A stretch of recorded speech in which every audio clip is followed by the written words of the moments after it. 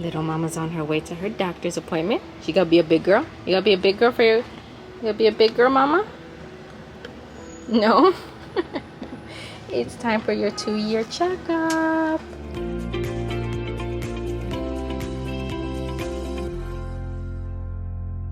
Hey mamas, thanks for tuning in. If this isn't your first time here, welcome back. If it's your first time, welcome. My name's Kasandra. Thanks for checking me out. I hope you liked today's video. If you did, consider subscribing, hitting the little bell, and following me on my social media. Today sucked. Today was my daughter's 2-year checkup, and thank goodness everything was good. But I have noticed that my daughter asks to eat ice about 100 times a day, not exaggerating. And so I've been hearing a lot of parents say that their kid did that a lot and come to find out they were anemic. So I brought it up to my doctor, just saying like, hey, she's eating a lot of ice. She said the same thing, so they wanted to do some blood work just to check. I don't think she is, but still I wanted to just do it just in case, because the last thing I want to do is just assume, and then I could have caught something like early on and things would have been different. But she had to get her blood drawn, and this was the first time she's done that. It was just torture. I was totally that parent crying. Like, I'm holding her and I'm trying to get her just to calm down, and tears are going down my eyes. It's like, that was the worst experience ever. I'd never, but it's all done, thank God. And she, after a little bit, she calmed down and she's napping, and I need to kind of regroup for a few moments. So this is my garden. It's not perfect. Don't judge it for all you people who have like mega gardens.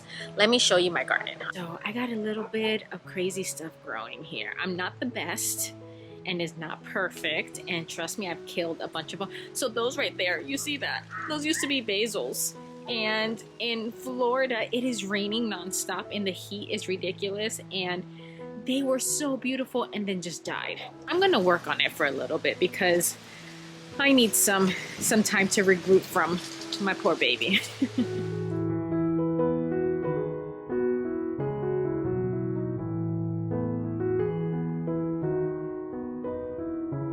So while I'm here, let me tell you about what's going on in today's video. I'm showing you guys my week. I've had a pretty hectic week between doctor's appointments and handling my fertility week. This was like the important week of trying to conceive. I finished using Mira and I got my results on what my fertility looks like, and it answered a lot of questions. It kind of left me bummed, to be honest, and I think I know why I'm having a hard time conceiving actually. So I'll be talking to you guys about that and showing you what a week is like with my daughter. I stay at home with her. I also work from home. I run a business from home. So our house is pretty hectic, and in the middle of trying to do all these crazy things, the most important thing is bonding with my daughter. And I want to show you guys kind of what I do with her, to spend time with her and connect with her and keep her grounded and enjoying life. But doctor's appointments, trying to conceive, spending time with my daughter, running a business, all that in today's video. So how do I balance it all? I do quite a bit in a week. I stay at home with my daughter. I also teach ESL. I teach English to kids all the way in China. My husband and I own an insurance company, but he pretty much handles that. I just help him out here and there. And then I also do O Mothers. How do I get to do all of that and then still find time for me? One big thing I always knew I wanted to do, even before I ever had kids, I knew that keeping myself centered, happy, mentally healthy, emotionally healthy was #1 priority. I know it can be very easy to lose yourself in your family and within your children, and I try to make it a point to not allow that to happen. So every Saturday I go for my coffee and I kind of do my errands on my own. That's my me time to regroup. But in a day, I wake up between 5 to 6 a.m. depending how my class is booked. After I finish teaching, it's usually around 9 a.m. I then take over my daughter. My husband gets ready, he heads to work, and then I spend the day with her.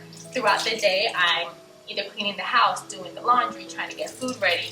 She is transitioning so many things, so now we're trying to come up with new routines.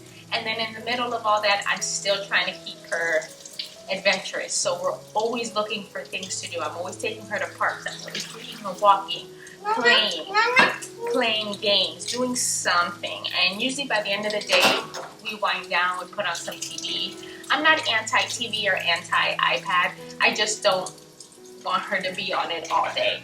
I do see the benefits of them, and she has learned quite a bit between the learning games on the iPad and stuff. So I'm okay with it, just not every day, so, or not all day long. At night, I also teach again. So I teach in the morning and at night. Saturday is my me time, and that is when I go and I have my coffee, I do the errands, I do them by myself. I need silence. I don't want to talk much, I don't want to think much. I just want to enjoy some time to myself and kind of regroup. Moms, find that time. Find it, you need it, whether it's having some coffee, doing your errands on your own, doing yoga, reading books.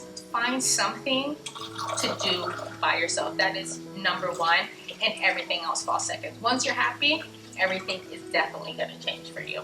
But how do I balance it out? I live by my planner. I have all my appointments, everything. I put it in my phone as well, but I'm a visual person, so once I see everything, I see how my week is supposed to go. We've noticed that having a schedule is key.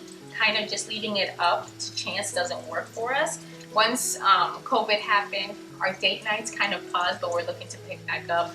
We knew every third Saturday of the month was date night for us. So grandma babysat and we went out, but that's our week. It's not perfect.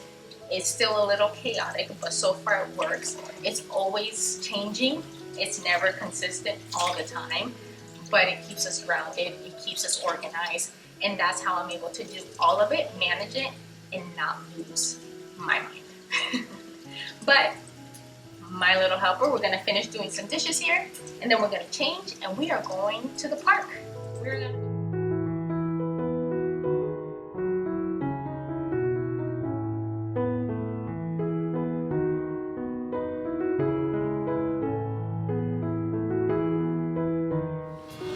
This is a park that's about 25 minutes from our house.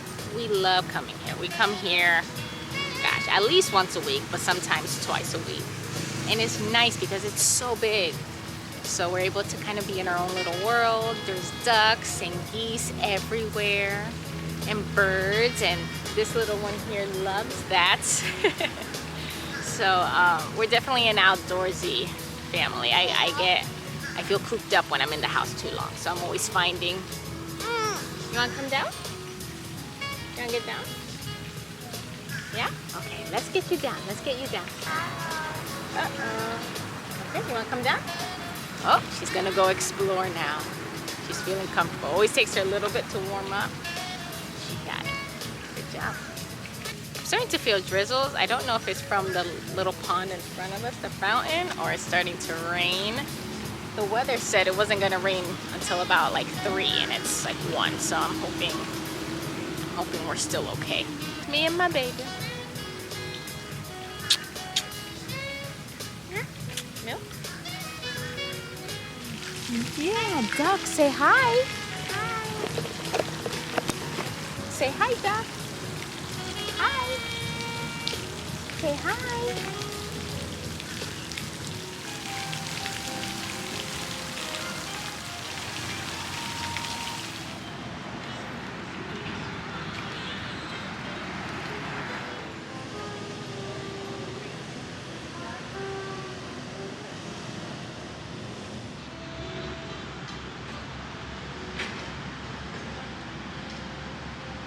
It is nice and bright on a Saturday.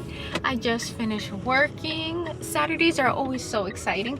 I made this little tradition with myself that on Saturdays after I finish, because I take Saturday nights off and all of Sunday off, kind of to celebrate my week of hard work, of staying home with the baby and working and making these great videos with you, I am gonna go and I go to Dunkin' Donuts and I get myself a coffee. So it's something as little as it is.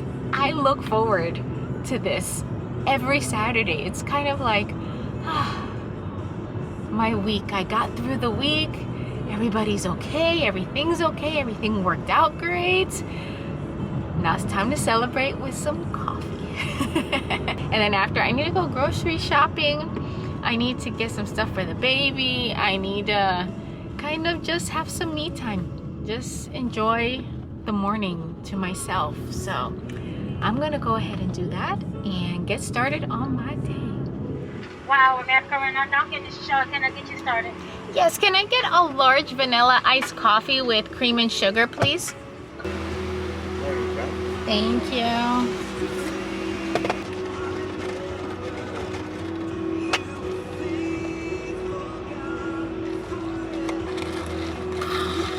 Gosh, so good.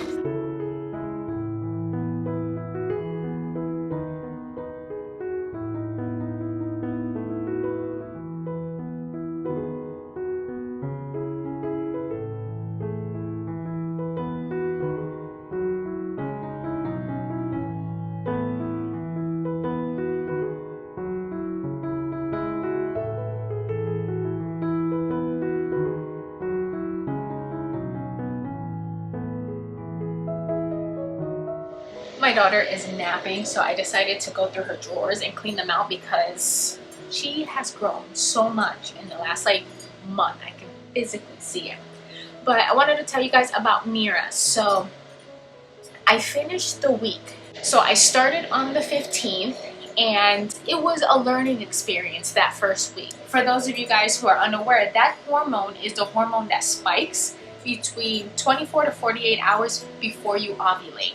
So that's when, if you're trying to have a baby, that's when you and your hubby want to have some special time, because within the next day to two, you're going to ovulate. So it's more than likely that peak that means the egg is dropping.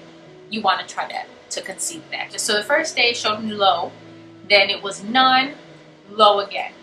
Then it jumped up to medium. Yeah, because the difference was so big, Mira directed me to take the test again. When I took it that evening, it actually went from medium to none. So that hormone disappeared again.